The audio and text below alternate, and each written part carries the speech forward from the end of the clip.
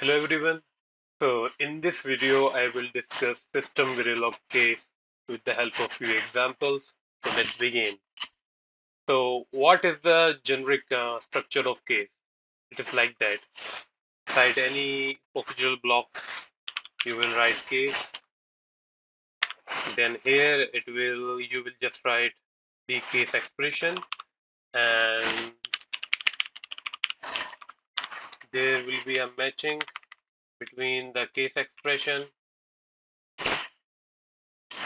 Just a second.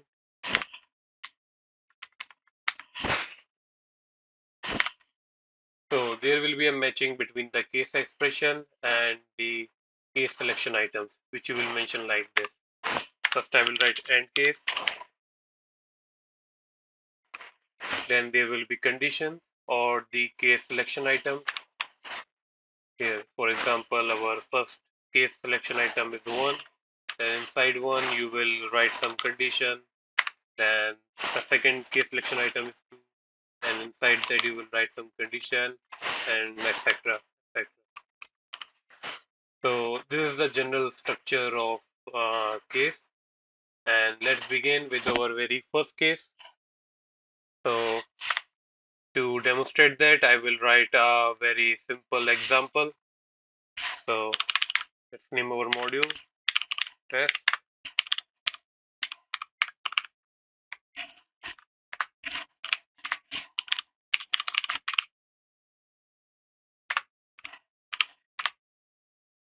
and I will mention some variables. Y will be the output, A and B,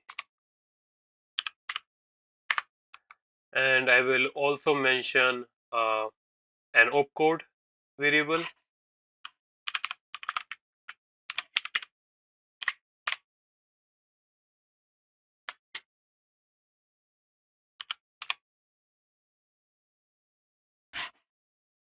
I will name that opcode, and it will be of 2 bits.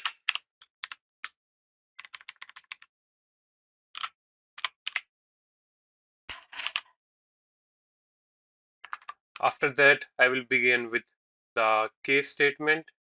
And to write case statement, first I need to mention any procedural block. I will use always com for this example.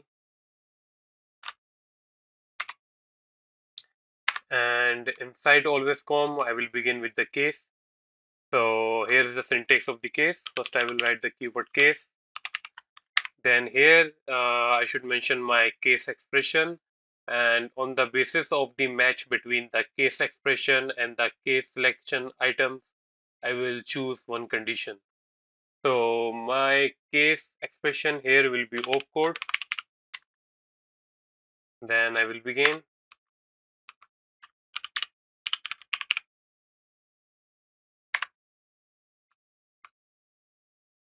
So first I will mention my case selection item to be 1. So it basically means that if the value of opcode is, I will use 0 instead. Just a second. If the value of the opcode is 0, then Y will get the sum of between A and B.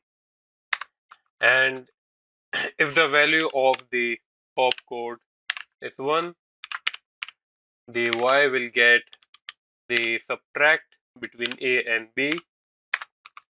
And if the value of opcode equals to 3 or 10, then 2, 10 is 2, then Y will get the multiplication between A and B. And the last case, if the value of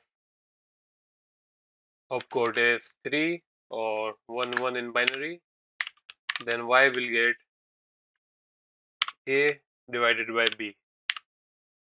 So, I mean, this is a very simple example of ALU, a rough example of ALU, and these are the conditions. So, depending upon the value of opcode, y will get either of these values. And also, unlike C, here the break statement is implicitly applied, which means you don't have to write break after every case selection item. It is applied implicitly in case of SystemVerilog. So let's go with our initial begin.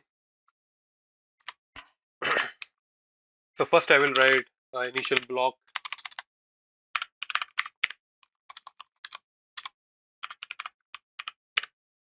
to monitor the value of y,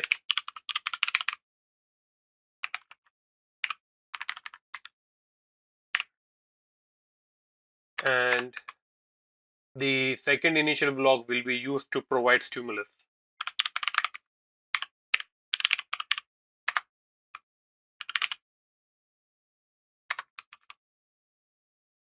So here I will just concatenate a, b, and y,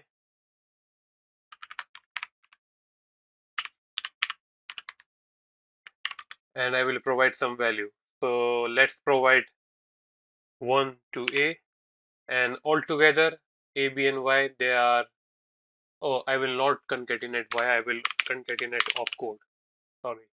And altogether they are 4-bit. So I'm using 4-bit. First I will give 1 to a, then I will give 0 to b, and for my opcode I will give it 1 0.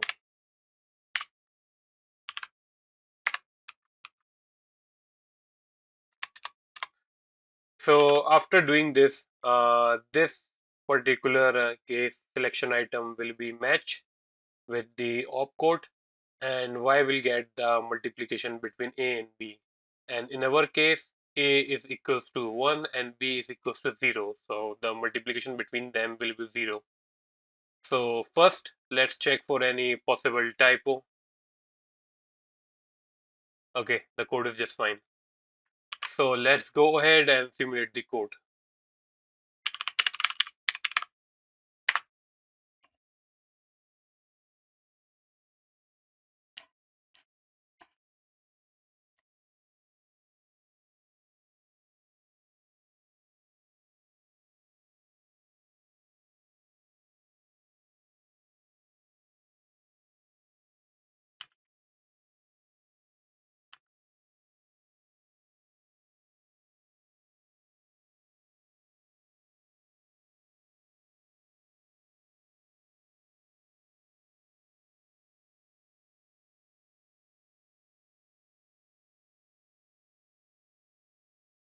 As you can see right here, we are getting 0. So the third case selection item is getting picked. So similar to this, what happens if we comment this condition? So let's simulate the code.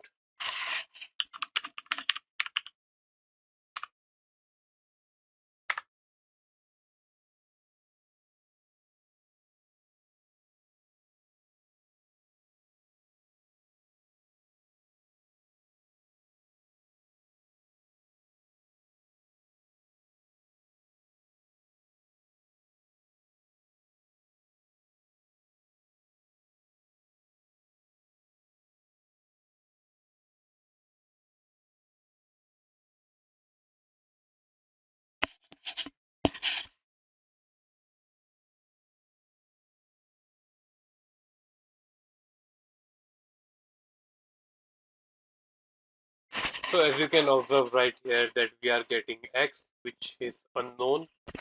So why is that? So since we are not satisfying every value of opcode and one value is left, what it does, it just create a latch. So our latch is inferred here, right here. And because of that, we will get the default value, whatever the value of y is. So the default value of any logic data type will be x. That's why we are getting x right here. So we do have some solutions. So before that, first let me introduce you the concept of full. So full case means all possible values of case expression are explicitly handled, preventing any latches. Here, not all the possible values are explicitly handled. So we can fix that just by writing default. And inside default, we can mention the value of y. So just for this example, let's mention it to be 0. So right now, since our third condition is commented and we have given opcode the very same case selection item as the third condition, it will automatically get this value, the default value, and it avoids any latch. So let's begin and let's simulate the code.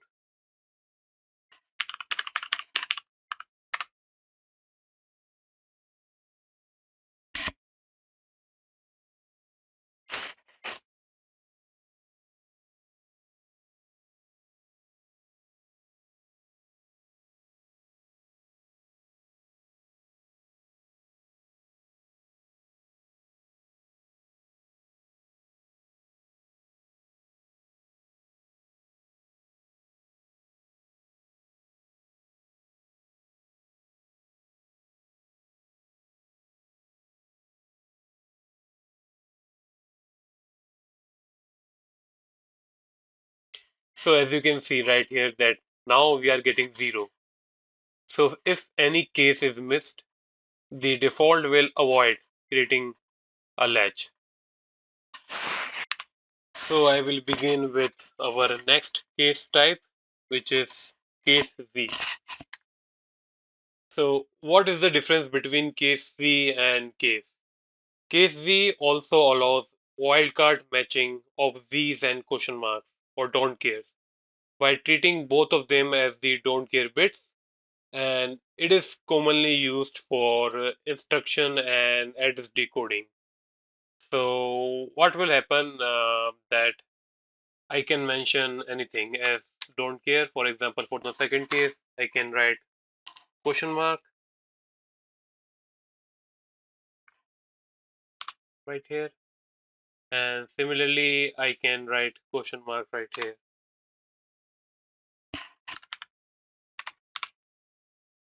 So it will treat this question mark as don't care. So allow me to use a better example where we can find the use of case Z to be more useful. And I will just go ahead and design a priority encoder.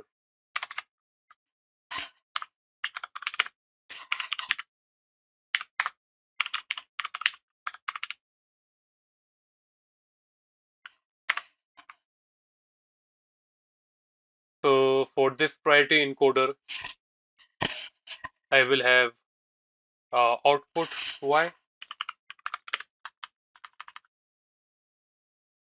Okay.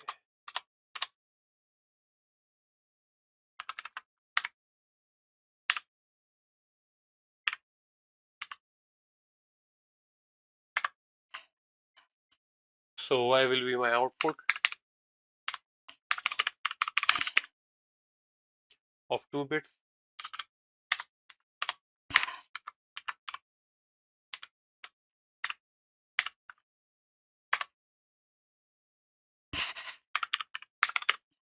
And x will be my input.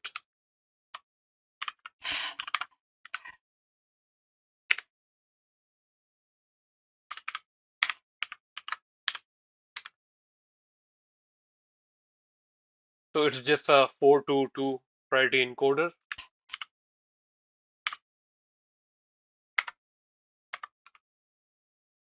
So I will begin with the always com block.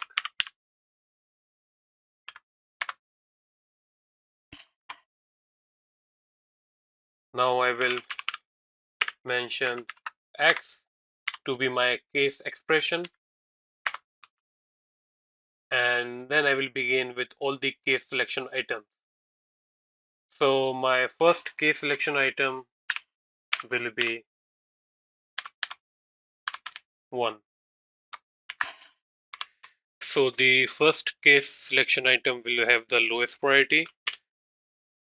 So after this, the value of both the bits of y will be 0.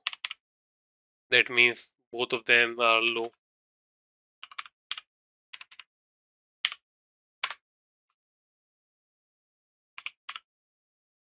But if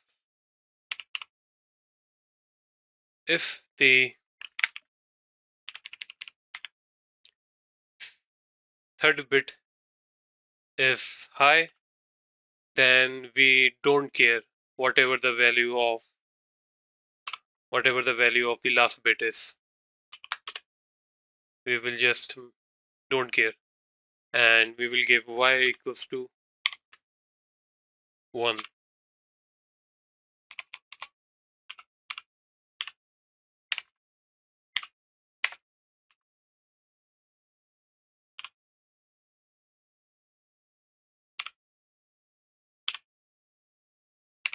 If the second bit is high, then we don't care about the remaining bits, and we will give y equals to 1 0.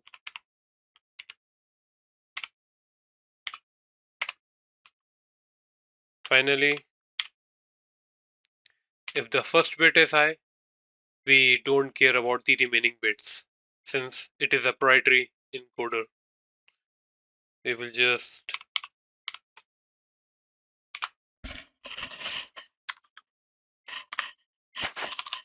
give y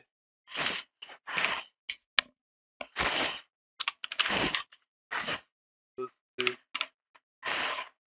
1. So what about other conditions? And what if case selection item is 0? So for that, we do have to mention one default condition.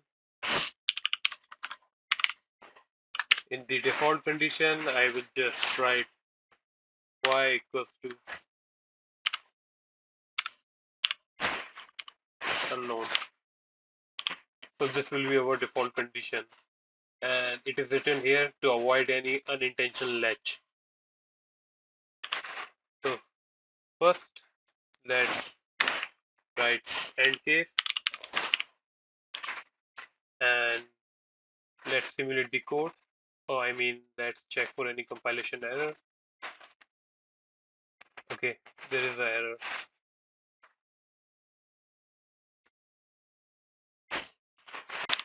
Okay, it's the typo right here. I forgot to mention B for binary. So let's go ahead and check for one more time. Okay, the code is just fine. So for this, I will also write our test module.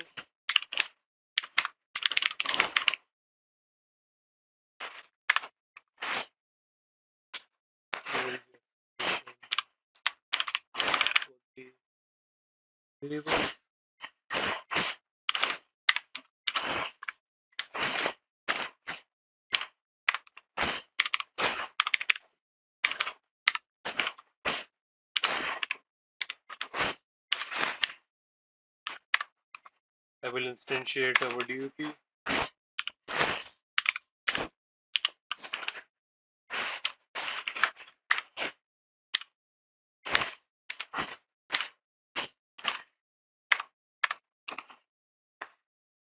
And just to observe the value of y, I will write initial block.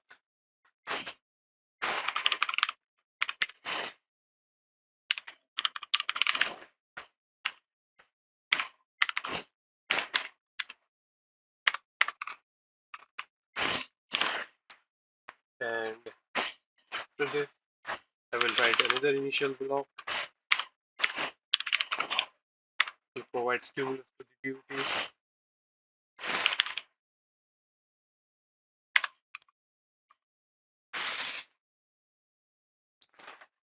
So for our example, let's give x equals to, let's target the third always come block.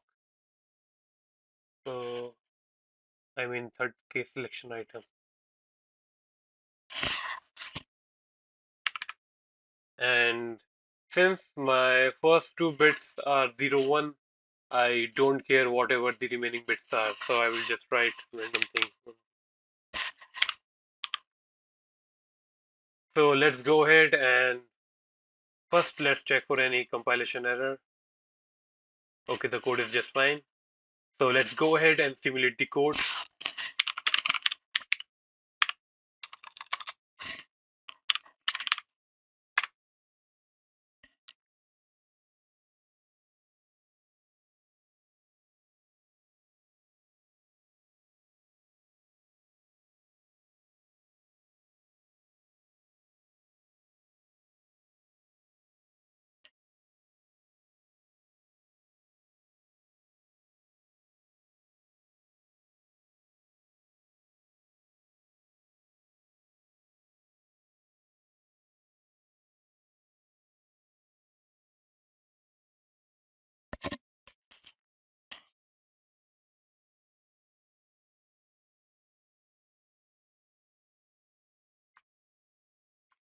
Okay, I did such a funny mistake. I mean, I was supposed to use case Z for this example, but I forgot to mention it. So yeah, I mean, this just makes it clear that if we use a question mark or don't care as case selection item, so this is the behavior we will get from a regular case statement. We will get unknown value, and which is just the default value. So let's go ahead and just mention this to be case C, and let's simulate the code.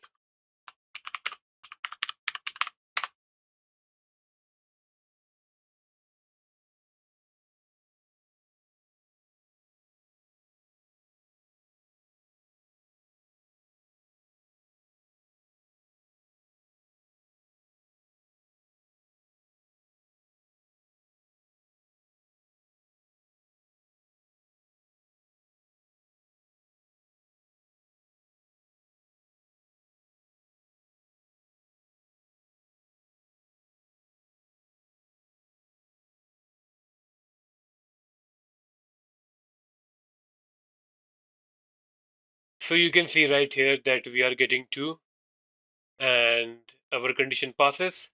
It just look at the first two bits or first two MSB bits 0, 1, and it assigns 2 or 1, 0 in binary, and it's assigned it to Y. That's why we are getting 2 right here. So this is the use of case Z. So it treats both question mark and Z or high impedance as don't care. So what happens if we change the value of X, let's say ZZ? Will it still give the same answer? Let's find out. But as per the definition, it should. So I will save the code and simulate it again.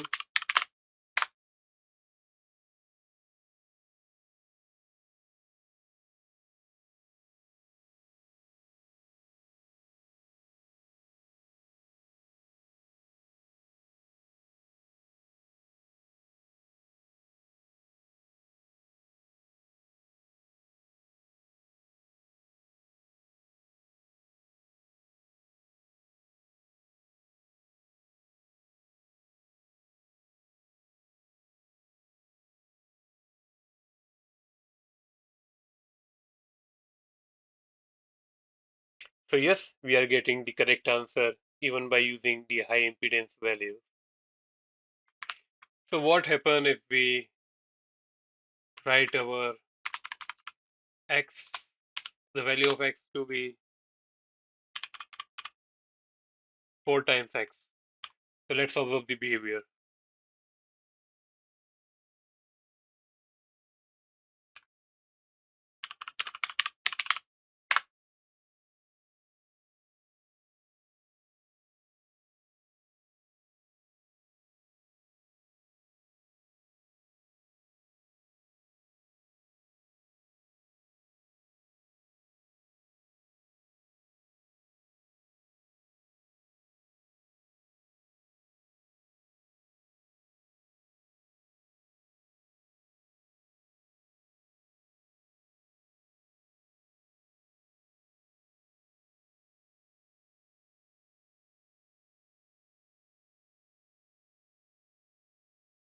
So it is getting the default value. And also, as per the definition of case Z, it only treats question marks and these, those are high impedance, as don't cares. So for X to be treated as don't care, we have another type of case, which is case X. And for this type, it treats both, it treats all of them as don't care, whether it is question mark, whether it's Z, or whether it is X. But it treats X as don't care. So it's not recommended because it can cause simulation and synthesis mismatches. And it can result in some ambiguous behavior. So it is recommended to avoid case X. So I hope you find this video useful. So there are more types of case statements introduced by SystemVerilog, and I will be discussing those with the help of examples in my next video. So thank you so much and stay tuned for more. Thank you.